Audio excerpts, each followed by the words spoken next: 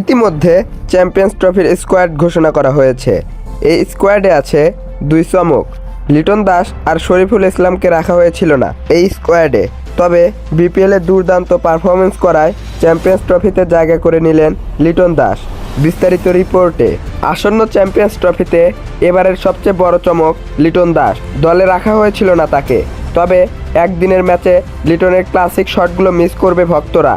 বাংলাদেশের 20শে ফেব্রুয়ারি ভারতের বিপক্ষে দুবাইয়ে হওয়া প্রথম ম্যাচে লিটনের সেই অগ্রাসরী ব্যাটিং দেখতে পারবে না টাইগার ভক্তরা। তামিম ইকবাল নিজেকে সরিয়ে নিয়েছিলেন একদিন আগেই। সাকিব আল হাসানকে অবৈধ বোলিং অ্যাকশনের জন্য বড় বাধার মুখে পড়তে হয়। এদিকে বর্তমান দেশসেরা ক্লাসিক্যাল ওপেনার ব্যাটসম্যান লিটন দাসও জায়গা করে নিতে পারেননি দলে। তবে বিসিবি এর কর্মকর্তার মাধ্যমে জানা গিয়েছে, আসন্ন চ্যাম্পিয়ন্স ট্রফিতে লিটন দাস জায়গা না পেলেও দলে ডাক পেতে পারেন ব্যাকআপ ওপেনার হিসেবে। দলের 15 সদস্যের মধ্যে জায়গা না পেলেও অতিরিক্ত 16তম খেলোয়াড় হতে পারেন লিটন দাস।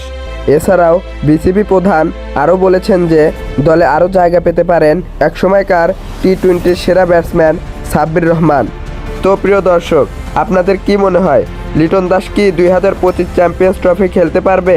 তা অবশ্যই আমাদের কমেন্ট বক্সে জানাবেন। ধন্যবাদ।